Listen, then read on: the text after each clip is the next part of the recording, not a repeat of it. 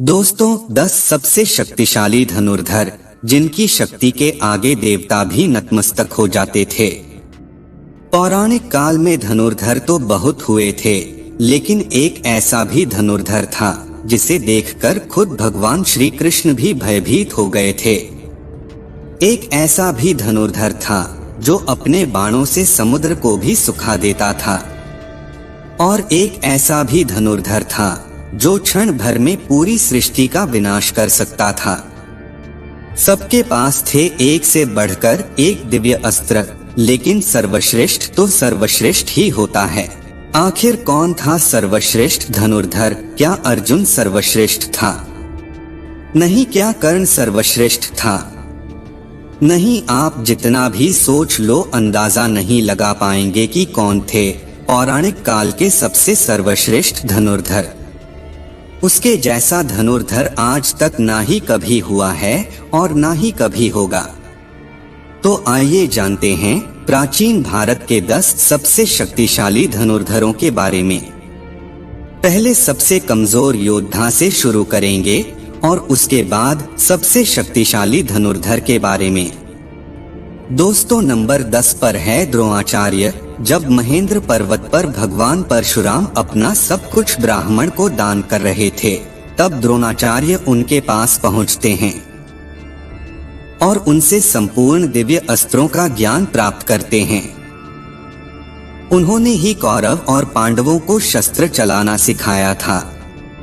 कुरुक्षेत्र के युद्ध में भीष्म के बाद द्रोण कौरवों के सेनापति बने थे। उन्होंने अपनी रणनीति से पांडव का भारी विध्वंस किया था। युद्ध के दौरान दोनों ने जो चक्रव्यूह बनाया था उसमें फंसकर ही वीर अभिमन्यु मारे गए थे। जब तक उनके हाथ में शस्त्र था और उन्हें परास्त करना असंभव था, इसलिए पांडव छल से उनको मारने के लिए विवश हो गए थे। नंबर 9 पर हैं अर्जुन। गुरु द्रोण की दृष्टि में अर्जुन थे सर्वश्रेष्ठ धनुर्धर। द्रोणाचार्य ने अर्जुन को अपने सारे अस्त्रों का ज्ञान दिया था। अर्जुन के धनुष की टंकार से ही दुश्मन और अधमरे से हो जाते थे।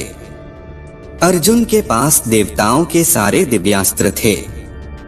यहाँ तक कि महादेव को प्रसन्न करके अर्जुन ने पाशुपतास्त्र तक प्राप्त कर लिया था।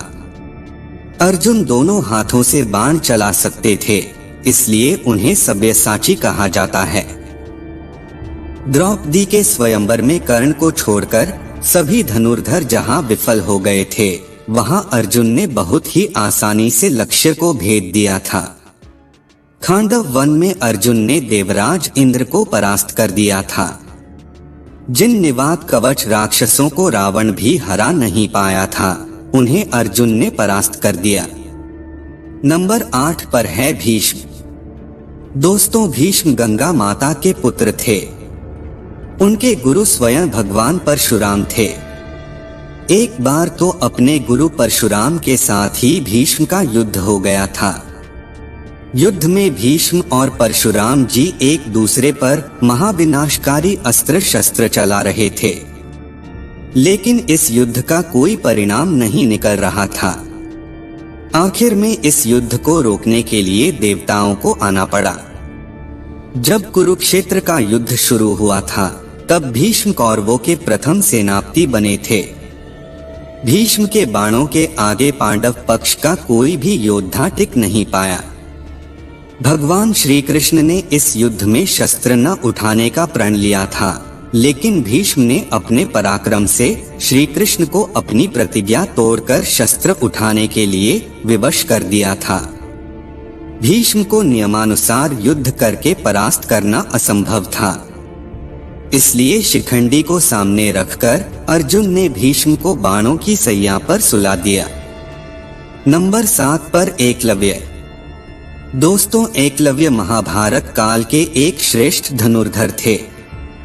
जब द्रोण के पास एकलव्य शिक्षा के लिए गए थे, तब द्रोण ने उन्हें शिक्षा देने से इनकार कर दिया था। इसके बाद दोनों को गुरु मानकर एकलव्य ने वन में धनुर्विद्या का अभ्यास करना शुरू कर दिया। जब कौरवों और पांडवों में से किसी को भी शब्दभेदी बाण चलाना नहीं आता था, तब एकलव्य अपने अभ्यास से ही शब्दभेदी बाण चलाना सीख गए थे।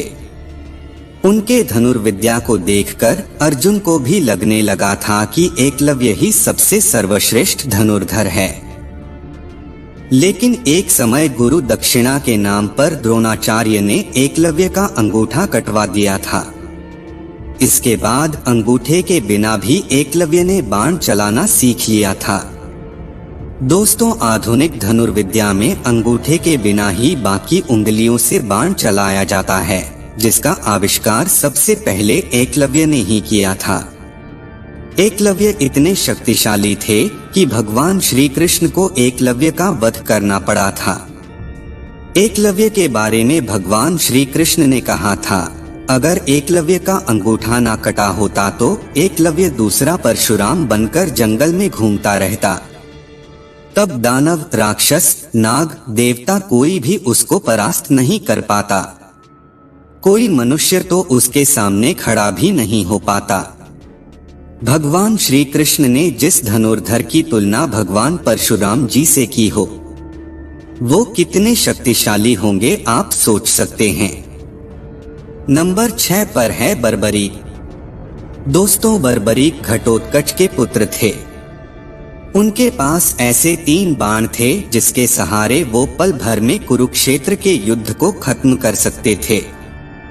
बर्बरीक के 3 बाणों के बारे में जानकर खुद भगवान श्री कृष्ण भी चिंतित हो गए थे, जिसके कारण उन्होंने दान में बर्बरीक का शीश मांग लिया। इसके बाद से ही खाटू श्याम जी के नाम से इस धरती पर बर्बरीक की पूजा होती है। नंबर 5 पर है मेघनाथ। दोस्तों, रावण का पुत्र मेघनाथ महावीर था। अपने पराक्रम से उसने देवताओं को परास्त करके इंद्र को बंदी बना लिया था, जिसके चलते उसका नाम इंद्रजीत पड़ा। उसके पास ब्रह्मास्त्र, वैष्णवास्त्र और पाशुपतास्त्र, इन तीनों शस्त्र का ज्ञान था। लक्ष्मण जी के साथ युद्ध के दौरान उसने लक्ष्मण जी पर ब्रह्मास्त्र, वैष्णवास्त्र और पाशुपतास्त्र चलाया था। लक्ष्मण जी के सामने ब्रह्मास्त्र निषेध हो गया था। वैष्णवास्त्र और पाशुपतास्त्र लक्ष्मण जी को प्रणाम करके लौट गया। लेकिन युद्ध के दौरान एक समय उसने लक्ष्मण जी को मूर्छित कर दिया था। अपने नागपाश से मेघनाथ ने भगवान श्री राम और लक्ष्मण जी को जकड़ लिया था। मेघनाथ रामायण काल के एकमात्र योद्धा है जिसे अति महारथी कहा गया। नंबर 4 पर है लक्ष्मण जी। दोस्तों, शेषनाग के अवतार लक्ष्मण जी महापराक्रमी थे। उनकी रेखा में ही इतनी शक्ति थी कि रावण भी उसे पार नहीं कर सकता था। वो एक श्रेष्ठ धनुर्धर थे। रावण के महाबलशाली पुत्र इंद्र को परास्त करने वाले इंद्रजीत का वध वही कर सकता था जो 14 साल तक सोया ना हो, जिसने 14 वर्ष तक किसी स्त्री का मुख ना देखा हो, जिसने 14 साल तक भोजन ना किया हो, और वो कोई और नहीं लक्ष्मण जी ही थे, और उन्होंने ही मेघनाथ का वध किया था। रावण के शक्तिशाली पुत्र अतिकाय का वध भी लक्ष्मण जी ने ही किया था। युद्ध के दौरान एक बार लक्ष्मण जी ने रावण को मूर्छित तक कर दिया। नंबर 3 पर है कर्ण। दोस्तों, सूर्यपुत्र कर्ण महाभारत काल के एक ऐसा योद्धा थे जिनके पास ऐसे दिव्य कवच और कुंडल थे जिसे किसी भी अस्त्र से भेदा नहीं जा सकता था। इसलिए युद्ध से पहले देवराज इंद्र ने छल से कर्ण का कवच और कुंडल छीन लिया था। लेकिन कवच कुंडल के बिना भी कर्ण महाशक्तिशाली थे। अंतिम युद्ध में जब कर्ण और अर्जुन का आमना सामना हुआ था, तब कर्ण ने ही 11 बार अर्जुन के गांडीव धनुष की प्रत्यंचा को काट डाला था। अर्जुन के ब्रह्मास्त्र को कर्ण ने साधारण बाणों से ही काट डाला था। इस युद्ध के दौरान कर्ण ने अपने सर्प मोह बाण से अर्जुन को लगभग मार ही डाला था। अगर भगवान श्री कृष्ण तब अर्जुन की रक्षा न करते तो अर्जुन जरूर मारा जाता। जब तक कर्ण के हाथ में शस्त्र था तब तक कर्ण को किसी भी तरीके से परास्त नहीं किया जा सकता था। तब अर्जुन को छल से कर्ण का वध करना पड़ा था। नंबर 2 पर हैं भगवान श्री राम। दोस्तों, भगवान विष्णु के अवतार मर्यादा पुरुषोत्तम महावीर श्री राम की शक्ति का कोई अंत नहीं था। स्वयंवर में जब शिव धनुष पर प्रत्यंचा चढ़ाने गए थे, तब उनकी शक्ति से शिव धनुष टूट गया था। ऐसा कोई शस्त्र नहीं था जो श्री राम के पास नहीं था। जब समुद्र ने लंका जाने के लिए श्री राम को मार्ग नहीं दिया था, तब उन्होंने अपने बाणों से ही समुद्र को सुखाने का विचार किया। तब श्री राम को धनुष में बाण का संधान करते देख समुद्र भी भयभीत होकर उनके सामने प्रकट हो गया था। श्री राम ने अपने बाणों से कुंभकर्ण और रावण जैसे ना जाने कितने राक्षसों को यमलोक में भेज दिया था। नंबर 1 पर है देवों के देव महादेव। दोस्तों, संपूर्ण ब्रह्मांड और धनुर्वेद की सृष्टि महादेव से ही हुआ है।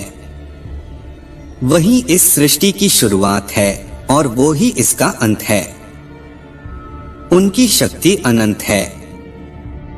वो पल भर में किसी का भी विनाश कर सकते हैं, इसलिए वो ही सर्वश्रेष्ठ है। दोस्तों, आपका इस बारे में क्या कहना है? हमें कमेंट के माध्यम से जरूर बताएं।